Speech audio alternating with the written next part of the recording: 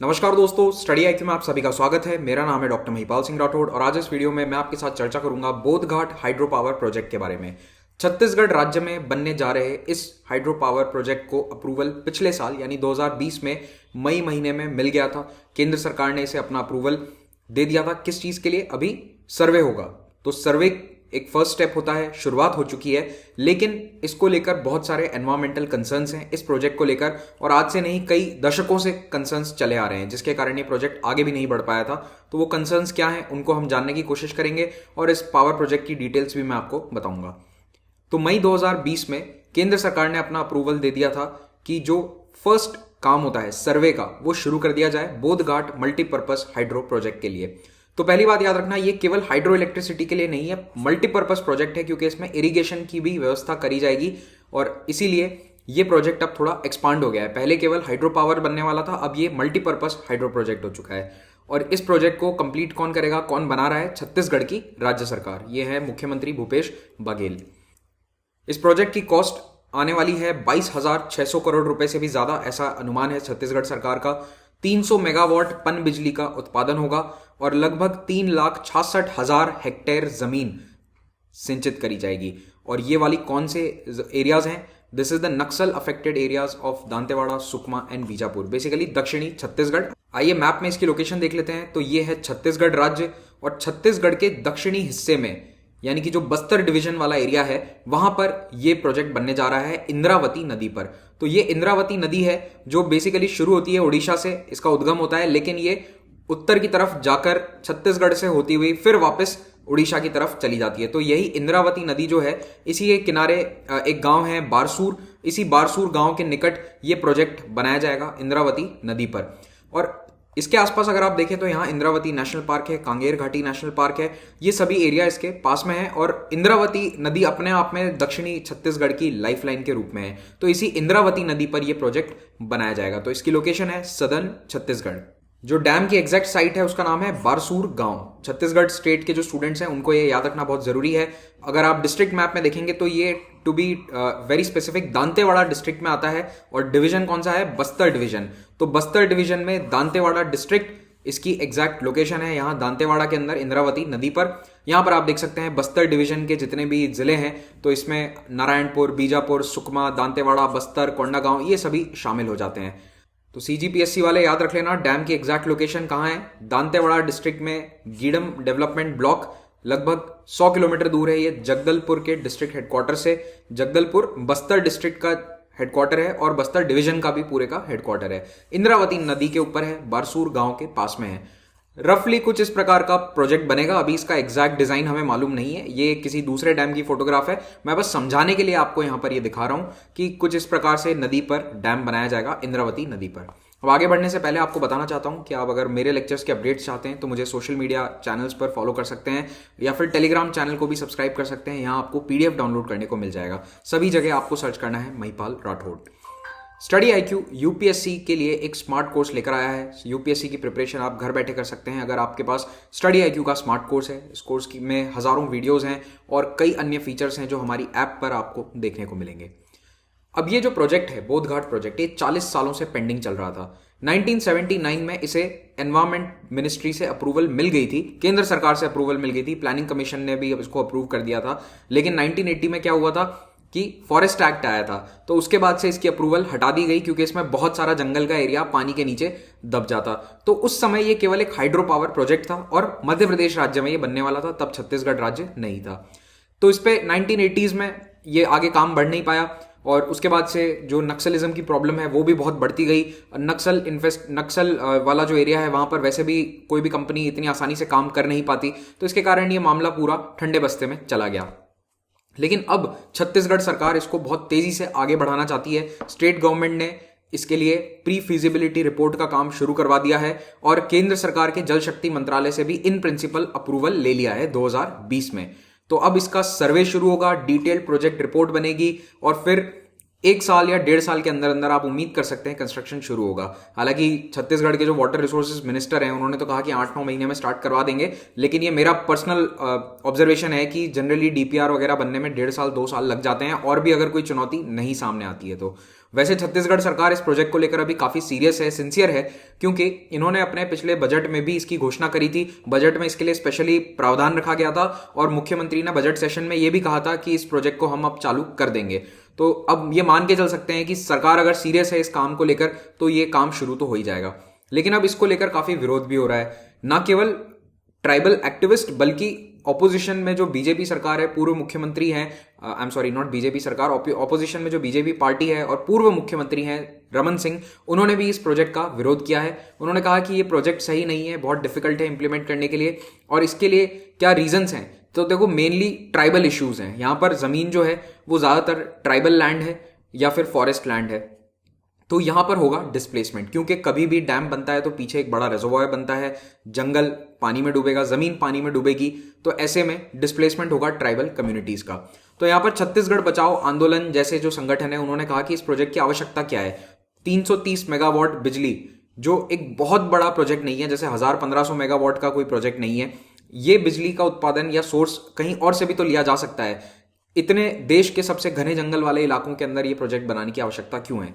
एक और यहां पर पॉइंट है कि बस्तर 5th शेड्यूल के तहत जो एरियाज आते हैं उनमें आता है, तो इसे स्पेशल प्रोटेक्शन मिला हुआ है। तो यहां पर इस तरह का प्रोजेक्ट बिना लोगों से बातचीत किए सरकार को शुरू नहीं करना चाहिए, क्योंकि इनकी जंगल, इनकी जमीनें चली जाएंगी।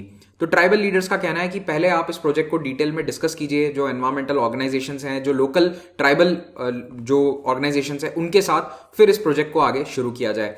क्योंकि उन्हें लगता है, जैसा कि भारत में कई बार देखा गया है, कि रिहैबिलिटेशन एक बहुत बड़ा कंसर्न है। जिनके घर पानी में डूब जाएंगे उनको मूव करना पड़ेगा, उनको जमीनें कहाँ मिलेंगी, किस तरह की मिलेंगी, कितनी जमीन मिलेगी, तो ये एक बहुत बड़ा चैलेंज है। और डिस्प्लेसमेंट कल्चरली, सोशली बहुत सारे अपने इंपैक्ट क्रिएट करता है। तो इस डैम के कारण फोर्स्ड डिस्प्लेसमेंट होगा ट्राइबल लोगों का, ये एक सबसे बड़ा कंसर्न है। इस प्रोजेक्ट में लगभग 42 गांव पानी में डूब जाएंगे अगर ये बन जाता है पूरा, जैसा कि अभी प्लान है उसके अनुसार। लगभग 5700 हेक्टेयर फॉरेस्ट पानी में डूबेंगे, 5000 हेक्टेयर प्राइवेट जमीन और 3000 हेक्टेयर सरकारी जमीन भी शामिल है।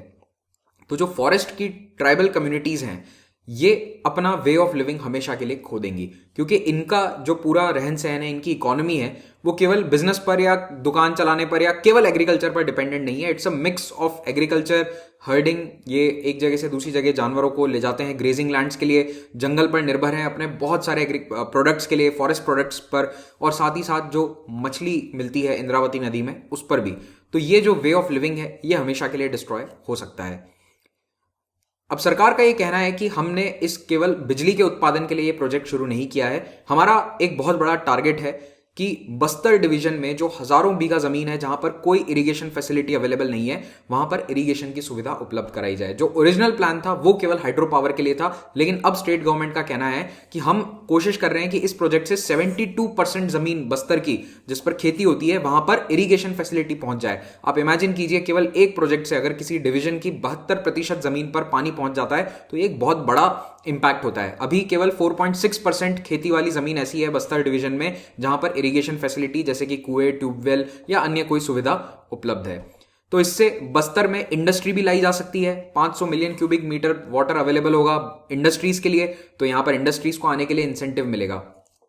अब इंसेंटिव से मुझे याद आया, अगर आप स्टडी IQ कोर्स को परचेस करना चाहते हैं तो इस वक्त आपको 10% डिस्काउंट मिलेगा। तो ये एक अच्छा इंसेंटिव है। अगर आप कोर्स लेने का, अवेल करने का सोच ही रहे हैं तो 26 जनवरी से पहले पहले आपको 10% एक्स्ट्रा डिस्काउंट मिलेगा अगर आप कोड यूज करें रिपब्लिक 10। तो ये कोर्स आपको 50 प्लस 10% एक्स्ट्रा डिस्काउंट पर अवेलेबल होगा। अब इस प्रोजेक्ट को लेकर जो एनवायरमेंटल कंसर्न्स है वो क्या है, तो देखो 2002 में एक स्टडी पब्लिश हुई थी जो आपको रिसर्च गेट पर मिल भी जाएगी अगर किसी को डिटेल में पढ़नी है तो उसमें यह लिखा गया था कि ये जो प्रोजेक्ट है ये एनवायरमेंट के लिए काफी नुकसान करेगा। मेनली इश्यूज क्या है कि जो इंद्रावती नदी और उससे जुड़ा हुआ इकोसिस्टम है वो इसके कारण अफेक्टेड होगा। तो इंद्रावती टाइगर रिजर्व हो गया, भैरमगढ़ वाइल्ड बफेलो सेंचुरी हो गई, इन सब पर भी असर आएगा। और ये परियोजना जो फिश हैबिटेट है यानी कि इंद्रावती नदी में रहने वाली मछलियां हैं उनके लिए तो बहुत खतरनाक हो सकती है। अब ओवरऑल दुनिया भर में हाइड्रो पावर डैम्स ने फिश हैबिटेट्स को कैसे इंपैक्ट किया है उस पर स्टैनफोर्ड यूनिवर्सिटी ने एक बहुत अच्छी स्टडी करी है और इन्होंने बताया है कि ये बहुत ज्यादा नुकसानदायक होता है कई मछलियों के लिए, कई स्पीशीज के लिए। और इससे ना केवल मछलियों की प्रजाति पर फर्क पड़ता है बल्कि ह्यूमन लाइवलीहुड्स पे भी फर्क पड़ेगा। अगर मछली की नंबर्स कम होते हैं तो जो उन पर निर्भर इंसान है उनके जीवन पर भी तो असर आएगा। तो स्टैनफोर्ड की ये स्टडी कहती है कि डैम मछलियों के रास्ते को ब्लॉक कर देते हैं। तो देखो, मछली एक ही जगह नहीं बैठी रहती नदी में। लगभग हर मछली, बड़ी मछली की स्पीशीज एक जगह से नदी के दूसरे जगह तक जाती है, कई किलोमीटर ये ट्रैवल करती हैं, क्योंकि इनका फीडिंग ग्राउंड अलग होता है, स्पॉनिंग ग्राउंड अलग होता है। यानी कि प्रजनन के लिए ये मछलियां अलग जगह मूव करती हैं और फिर वापस अपने जीवन काल में कुछ महीनों के लिए दूसरी जगह जाती हैं जहां इनको खाना अच्छा मिलता है, भोजन अच्छा मिलता है। ये कॉन्सेप्ट अगर समझना है तो डिस्कवरी चैनल की हर दूसरी डॉक्यूमेंट्री में यही सब समझाया जाता है। बचपन में नहीं देखा हो तो कृपा करके अभी देख लें, उसमें आपको बहुत अच्छे से समझ में आएगा कि सैल्मन मछलियां कैसे नदी के एक कोने से दूसरे कोने तक जाती हैं, लेकिन उनको प्रॉब्लम्स फेस करनी पड़ती है अगर डैम बन जाता है। कुल मिलाकर किसी नदी के बीच में अगर आप डैम बना दें तो मछली का अगर फीडिंग ग्राउंड यहां पर है लेकिन उसका प्रजनन जो करने की जगह है वो यहां है, तो वो क्रॉस कैसे करेगी इस डैम को? ये एक प्रॉब्लम आ जाती है। इसके कारण इनका लाइफ साइकिल इंटरप्ट हो जाता है और धीरे धीरे इन स्पीशीज के नंबर्स कम होने शुरू हो जाते हैं। और मछलियां कम तो जो लोग इन पर निर्भर हैं, इनको पकड़कर बेचते हैं, उनके भी लाइवलीहुड पर असर आएगा और धीरे धीरे उनका ये ट्रेडिशनल वे ऑफ लिविंग भी खत्म हो सकता है। तो अभी इंद्रावती नदी में एक मछली है, बोध मछली। ये काफी थ्रेटेंड है इस पूरे एरिया में। इसको शार्क ऑफ बस्तर भी कहा जाता है। ये इसका एक फोटोग्राफ है। ये काफी बड़ी मछली है। It is one of the largest fresh water catfishes in south Asia. दक्षिण एशिया में पाए जाने वाली सबसे बड़ी कैटफिश में से एक है। सिसोरोइडेई फैमिली को ये बिलोंग करती है। 2.3 मीटर्स तक इसकी लंबाई देखी गई है मैक्सिमम, और 250 किलोग्राम तक वजन होता है। बहुत ही बड़ी मछली है। तो ये वाली जो मछली है इसको कई ट्राइबल्स पूजते भी हैं। It is worshipped by the tribal communities, specially tribes like Maria's and Gonds. ये मछली थ्रेटन हो सकती है अगर यह बोध घाट जैसे प्रोजेक्ट बन जाते हैं।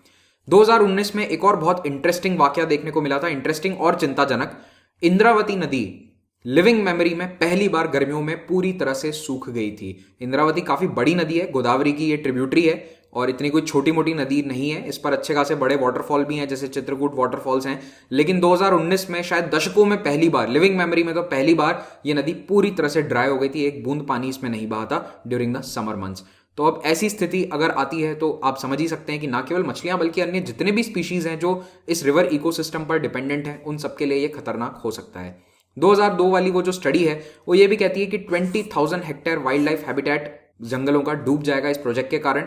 जंगल डूब जाने से लकड़ी नहीं मिलेगी, खाना नहीं मिलेगा, चारा नहीं मिलेगा, और अल्टीमेटली जो लोग यहां से मूव करेंगे, क्या उन्हें खेती लायक जमीन भी मिलेगी या नहीं मिलेगी, इसकी कोई गारंटी नहीं है। तो कुल मिला के लोगों पर इसका बहुत एडवर्स इफेक्ट हो सकता है। एनवायरमेंटल एक्टिविस्ट वैसे भी ओवरऑल आजकल डैम्स के खिलाफ ही हैं। उनका ये कहना है कि डैम बहुत एक्सपेंसिव होते हैं। जब ऐसा समय आ चुका है कि सोलर एनर्जी काफी चीप है, 2020 में सोलर एनर्जी दुनिया की सबसे चीपेस्ट सोर्स ऑफ एनर्जी बन चुकी है, ये आईईए भी कंफर्म कर चुका है। तो फिर ऐसे में सरकारों का ध्यान अभी भी हाइड्रो पावर पर क्यों है?